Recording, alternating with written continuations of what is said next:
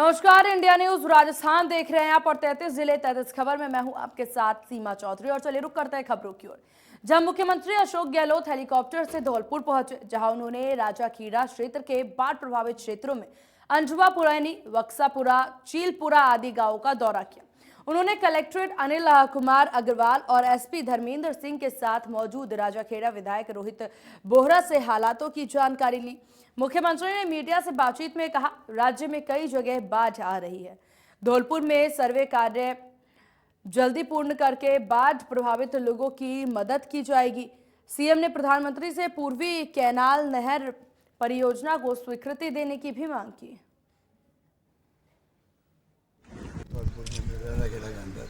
वो भी हमारी पार्टी को जो कुछ कर सकते कमी आने सर, कोई स्पेशल पैकेज दिया जाएगा सर? खाने के पैकेट बांट रहे हैं, कोई कमी नहीं आएगी। और उधर का खेल है, अभी देखिए अभी बरसात होने वाली है, तो ये तो अलग बात है। पर सरकार इधर से पूरी कोशिश कर, ये जो बाढ़ की समस्या आ रही है ये मैं समझता हूँ हल हो सकती है। और ERC भी इतनी शानदार योजना बनाई गई है, पिछली गवर्नमेंट बनाई है, हमने तो बनाई नहीं थी, तब भी हम पूरा करना चाहते हैं। और एक राष्ट्रीय परियोजना घोषित करने के लिए दबाव बना रहे हैं प्रधानमंत्री नरेंद्र मोदी जी पर भी। आपने वादा किया था जयपुर में खुद बोल के गए हैं, एक्सप्लेन किया योजना को। एक्सप्लेन क्यों किया प्राइम मिनिस्टर ने? इसलिए कि उनके जहन में था जिसको मुझे राष्ट्रीय परियोजना बनानी है। उसके बाद में आप अभी तक साइलेंट बैठे हुए हो। मंत्री जी राजस्थान के ही हैं, क्या ये मंत्री देश के अंदर 16 योजना परियोजनाएं हैं राष्ट्रीय। महिला समानता दिवस पर सीएम अशोक गहलोत ने राजस्थान महिला निधि का शुभारंभ किया। सीएम गहलोत ने उड़ान योजना के द्वितीय चरण का लोकार्पण किया, साथ ही इंदिरा गांधी मातृत्व पोषण योजना का भी शुभारंभ किया। इस दौरान अपने संबोधन में सीएम गहलोत ने कहा कि आज देश में महिलाएं आगे बढ़ रही हैं। देश में संविधान लागू होने के साथ ही महिलाओं को वोट देने का अधिकार दिया गया। सीएम गहलोत ने कहा, जो महिलाओं में जोश पैदा हो गया है। इंदिरा गांधी ने देश के लिए बलिदान दिया। मुख्यमंत्री गहलोत ने यह भी कहा कि मेरी सरकार में उषा शर्मा चीफ सेक्रेटरी बनी है। आगे उन्होंने और कुछ कहा, आइए आपको सुनाते हैं। सेक्रेटरी जो है, जो ब्यूरोक्रेसी में सबसे बड़ा पद होता है, वहां पे भी मेरे कार्यकाल में दोनों बार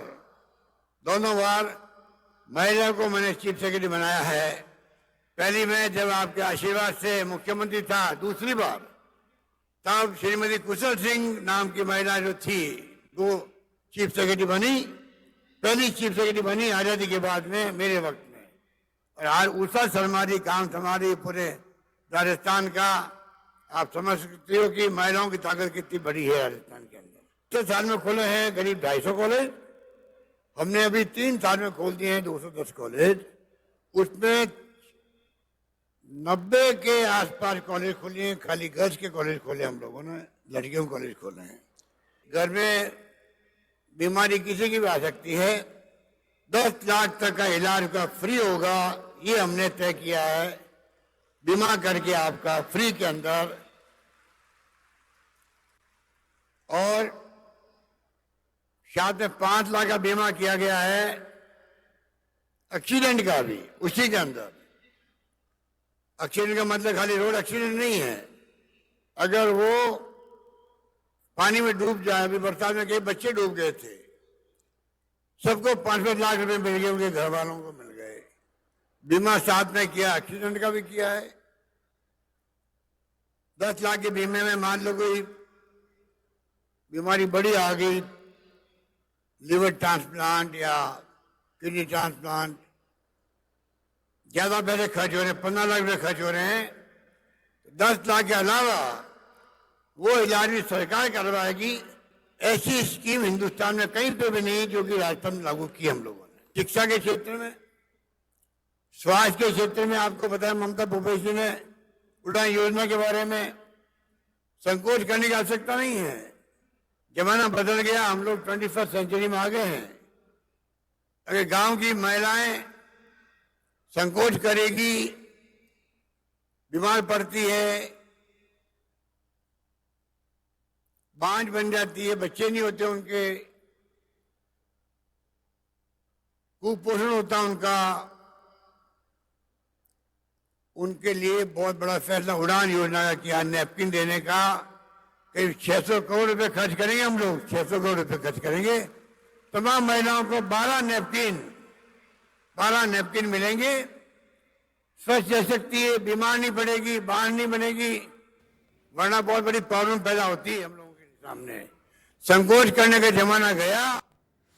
वहीं राजस्व मंत्री रामलाल जाट ने हनुमानगढ़ जिले के पल्लू में नव सृजित तहसील का उद्घाटन किया। इस दौरान मंदिर भूमि एवं चारागाह विकास बोर्ड अध्यक्ष संदीप चौधरी, केश कला बोर्ड अध्यक्ष महेंद्र गहलोत सहित कलेक्टर और नोहर विधायक अमित चाचन भी मौजूद रहे। इस दौरान आयोजित सभा में मंत्री रामलाल जाट ने कहा कि राजस्थान सरकार आमजन को सुविधाएं देने के लिए प्रतिबद्ध है। वहीं पत्रकारों से बातचीत करते हुए उन्होंने कहा कि प्रशासन गांवों के संग अभियान में बहुत अच्छा कार्य हुआ है। और भू नक्शे जो हमारी जमीनों के जो नक्शे थे के लिए मैं बजरंग जी बोचड़िया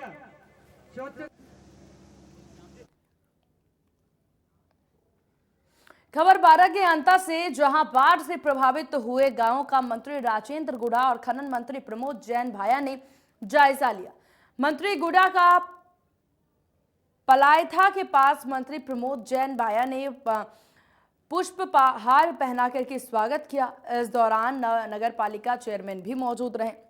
वहीं क्षेत्रवासियों से बातचीत के दौरान मंत्री गुड़ा सरकार की ओर से हर मदद का आश्वासन दिया गया।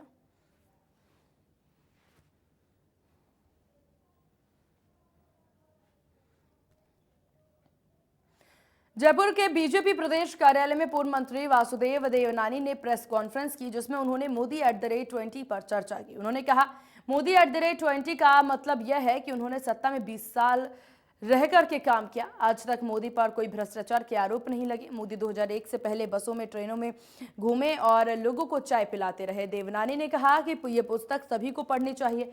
मोदी ने राजनीति की सोच को बदला है। वहीं मोदी @20 और गीता की तुलना मामले पर उन्होंने कहा, दोनों का अलग अलग महत्व।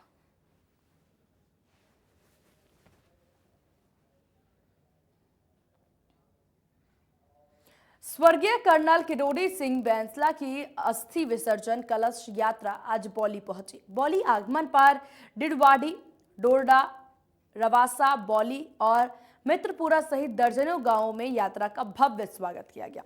विधायक इंदिरा मीना ने स्वागत कार्यक्रम की अगुवाई की। इस दौरान प्रधान कृष्ण पोचवाल, चेयरमैन कमलेश जोशी के नेतृत्व में सर्व समाज के हजारों लोगों ने यात्रा का स्वागत किया। रवासा गांव में आयोजित कार्यक्रम को लेकर के खासा उत्साह देखने को मिला। रवासा गांव की सैकड़ों महिलाओं ने कलश यात्रा में भागीदारी निभाई। रवासा गांव में मुकुट गुर्जर के नेतृत्व में यात्रा का स्वागत किया गया। इस दौरान विजय बैंसला ने कार्यक्रम को संबोधित करते हुए क्षेत्र के चारों शहीद परिवारों के प्रति अपनी सहानुभूति प्रकट की और साथ ही उनके परिवार से मुलाकात की। बैंसला ने क्षेत्र के मौजीराम गुर्जर, दयाराम गुर्जर, पुखराज गुर्जर और मुरलीलाल गुर्जर के शहादत को अमर बताया। साथ ही सदैव समाज के साथ खड़ा रहने का भी भरोसा जताया। नगर पालिका मुख्यालय पर आयोजित मुख्य कार्यक्रम के दौरान भाजपा नेता राम अवतार मीना, केदार मीना, राजेश गोयल सहित अलग अलग राजनीतिक दलों के पदाधिकारियों ने यात्रा का स्वागत किया। विजय बैंसला ने 12 सितंबर को पुष्कर में यात्रा समापन के दौरान अधिक से अधिक संख्या में पहुंचने की अपील की। इस दौरान कृषि मंत्री, व्यापार मंडल, नगर पालिका प्रशासन और अल्पसंख्यक समुदाय सहित विभिन्न समाजों के गणमान्य लोग द्वारा यात्रा का स्वागत किया गया। वहीं हजारों की तादाद में मौजूद ग्रामीणों ने कर्नल बैंसला अमर रहे, कर्नल तेरा अधूरा सपना पूरा करेगा, विजय बैंसला जैसे नारे लगाए। कार्यक्रम के दौरान वक्ताओं ने कर्नल बैंसला के नारी शिक्षा सहित अन्य आदर्शों को आत्मसात करने की अपील की। कार्यक्रम के दौरान किसान नेता मुरलीराम गुर्जर, कांग्रेस नेता बत्तीलाल गुर्जर, अफजल खान, समाज सेवी ओम प्रकाश जोशी सहित कई गणमान्य मौजूद थे। बौली सवाई माधोपुर से ये खबर सामने आई।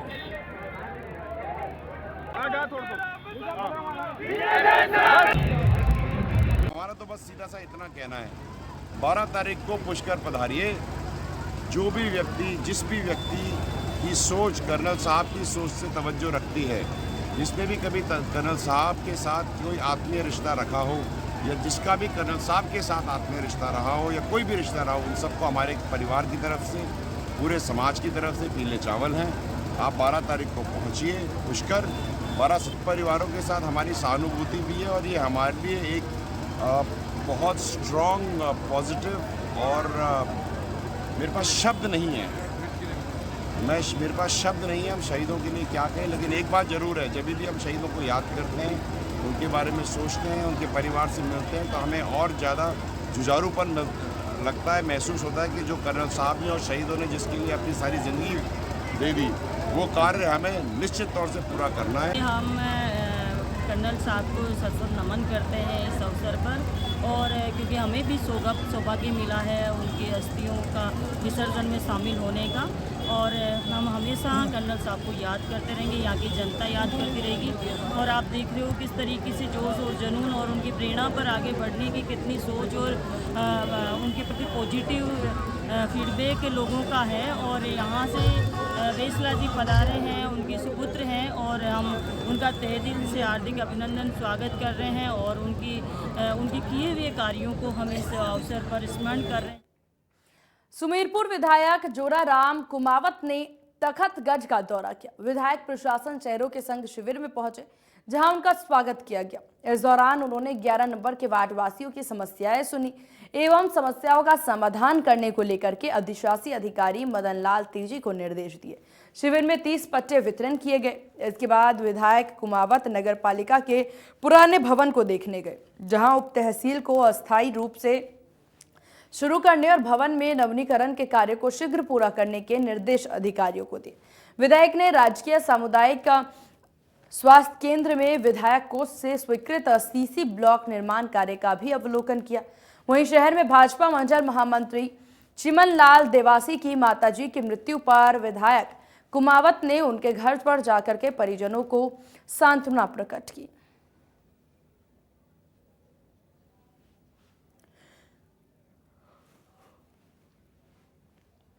प्रदेश में लगातार हो रही बारिश अब लोगों के लिए मुसीबत बन चुकी है। बता दें कि अंता के सीसवाली में बाढ़ पीड़ितों को मुआवजा दिलाने की मांग को लेकर के बीजेपी ने चक्का जाम किया।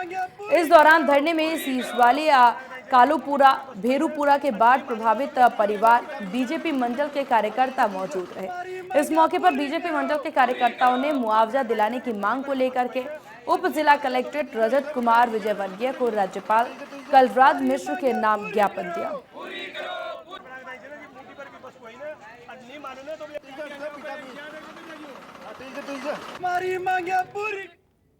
खबर डूंगरपुर से, जहां लुथनी राजकीय प्राथमिक विद्यालय में ग्रामीणों ने तालाबंदी की। दरअसल स्कूल के क्लास में प्लास्टर गिरने और पानी आने जैसी समस्याओं को लेकर के ग्रामीणों ने पहले ही प्रशासन को चेतावनी दी थी। इसके बावजूद अधिकारियों ने मामले में कोई ध्यान ही नहीं दिया और आखिर में इससे परेशान ग्रामीणों ने स्कूल पर ही ताला जड़ दिया। बता दें, राजकीय प्राथमिक विद्यालयों को प्राथमिक विद्यालय में कर्मोन्नत करने की भी लगातार मांग की जा रही है, लेकिन ग्रामीणों की सुनने वाला कोई भी नहीं है।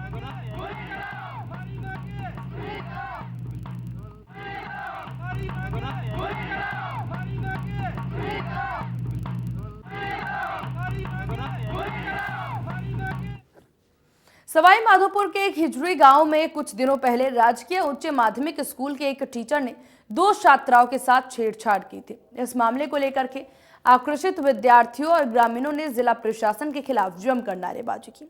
ग्रामीणों ने आरोपी टीचर के खिलाफ पोक्सो एक्ट में मामला भी दर्ज करवाया था। इस घटनाक्रम की परिणाम यह हुआ कि पुलिस ने ग्रामीणों के खिलाफ ही रोड जाम करने, मॉब लिंचिंग आदि के मुकदमे दर्ज कर लिए। इस बात से गुस्साए ग्रामीणों ने सवाई माधोपुर जिला मुख्यालय के कलेक्ट्रेट के सामने जमकर विरोध प्रदर्शन किया और पुलिस प्रशासन के खिलाफ जमकर नारेबाजी भी की। बता दें, ग्रामीणों ने जिला पुलिस को चेतावनी देते हुए कहा कि या तो पुलिस ग्रामीणों पर दर्ज मुकदमे को तुरंत वापस ले या फिर पूरा गांव पुलिस प्रशासन के खिलाफ बड़ा आंदोलन करेगा।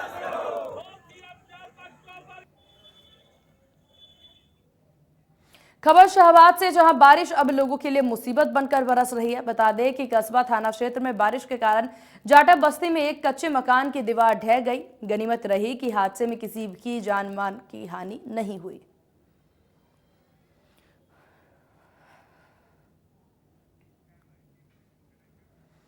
खबर कोलायत से, जहां जूनियर एथलेटिक्स प्रतियोगिता में भाग लेने के लिए कोलायत से 16 सदस्यों की टीम चुरू के लिए रवाना हुई। बता दें कि 27 से 29 अगस्त तक चुरू में राज्य स्तरीय जूनियर एथलेट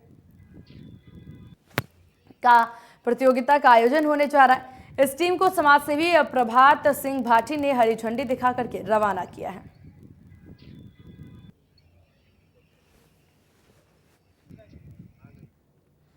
फतेहपुर में भादमा अमावस्या पर लगने वाले मेले में कस्बे के कई शक्ति मंदिरों में अनेक धार्मिक मंदिरों में उनके धार्मिक आयोजन होंगे। कोलकाता, मुंबई, आसाम आदि स्थानों से हजारों अप्रवासी श्रद्धालु अपने कुलदेवी की पूजा अर्चना के लिए आए हुए हैं। वहीं मंदिरों से आज भजन कीर्तन, मेहंदी उत्सव, शोभा यात्रा सहित अनेक कार्यक्रमों का आयोजन किया जा रहा है।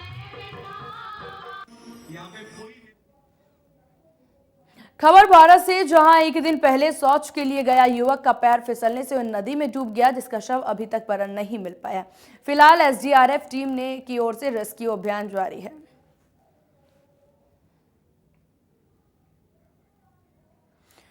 फतेहपुर शेखावटी छात्र संघ चुनाव के लिए मतदान शांतिपूर्ण तरीके से संपन्न हुआ। इस बार राजकीय कॉलेज में कुल 89.9% वोटिंग परसेंटेज रहा, जिसमें से 587 छात्रों में से कुल 523 छात्रों ने अपने मतदान का उपयोग किया।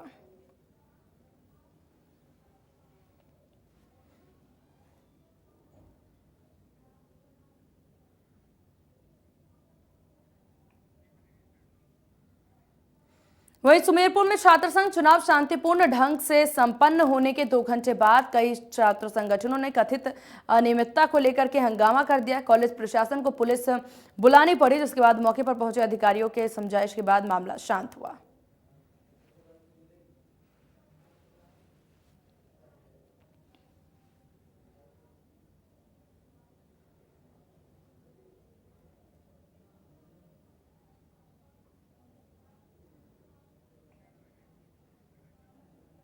प्रदेश भर में छात्र संघ चुनाव शांतिपूर्ण ढंग से संपन्न हुए। छात्र संघ चुनाव को लेकर के अलवर के राजगढ़ में सुबह से ही छात्र छात्राओं का कॉलेज परिसर में करीब 200 मीटर की दूरी पर मतदाताओं का इकट्ठा होना शुरू हो गया था। मुख्य निर्वाचन अधिकारी पीएम मीना ने आपको बताया कि महाविद्यालय में दोपहर 12 बजे तक 29.56 मतदान हुआ।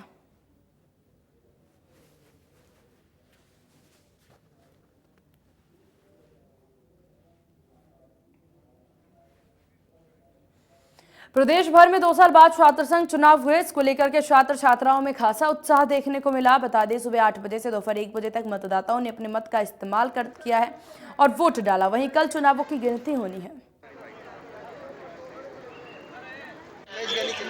और ये कुछ अलग अलग तस्वीरें हम आपको दिखा रहे हैं। सभी जगहों पर सुबह 8 बजे से वोट डाले गए हैं। वो तस्वीरें आपकी टीवी स्क्रीन पर नजर आ रही है। ये 8 तस्वीरें आपकी टीवी स्क्रीन पर जयपुर, जालोर, जोधपुर, अजमेर, कोलायत, भरतपुर, टोंक, शाहपुरा की ये तस्वीरें जहां वोट डाली गई।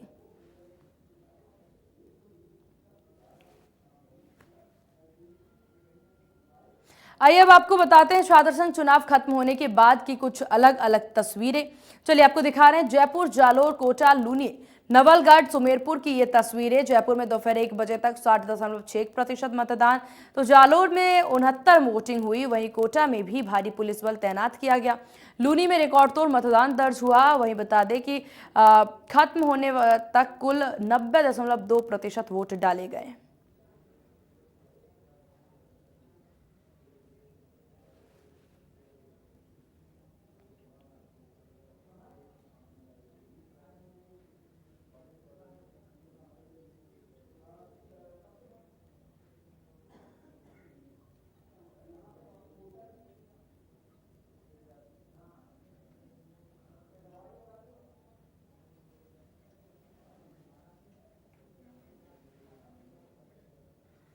राजस्थान यूनिवर्सिटी में 2 साल बाद छात्र संघ चुनाव के लिए वोटिंग खत्म हो गई। कुल मतदान 48% दर्ज हुआ है।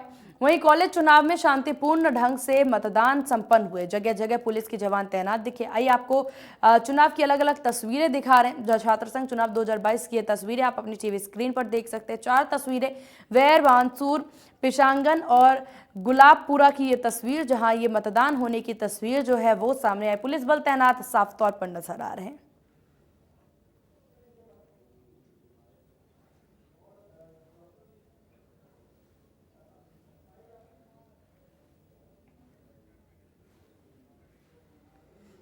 मलारना डोंगर के राजकीय महाविद्यालय में छात्र संघ चुनाव शांतिपूर्ण संपन्न हुआ। यहाँ 94.38% मतदान हुआ। सुबह 8 बजे से दोपहर 1 बजे तक 317 में से 269 छात्र मतदाताओं ने मत का प्रयोग किया।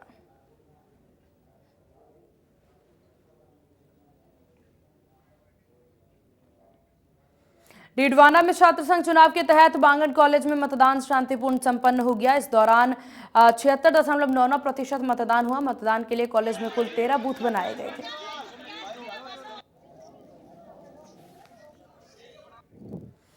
भरतपुर के आरटीओ ऑफिस में दौसा एसीबी ने कार्रवाई करते हुए डीटीओ, एलजीसी और एक ब्रोकर को गिरफ्तार किया। परिवादी से ट्रेलर के रजिस्ट्रेशन के एवज में 37,200 रुपए की रिश्वत मांगी थी, जिन्हें अब गिरफ्तार किया गया।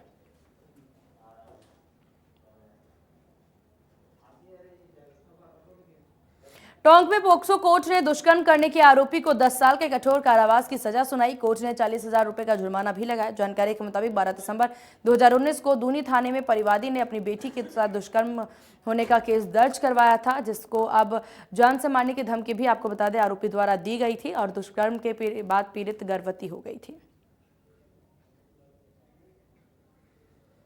सूरतगढ़ के रांची रायसर थाना क्षेत्र में 3 दिन से गायब युवक को नहर में शव मिला। शव मिलने से मृतक के परिजनों में हत्या की आशंका जताते हुए हंगामा किया। पुलिस ने नहर से एक कार भी बरामद किया।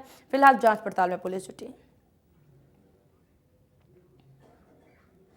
और इन्हीं खबरों के साथ 33 जिले 33 खबर में बस इतना ही। बने रहिए इंडिया न्यूज राजस्थान के साथ। नमस्कार।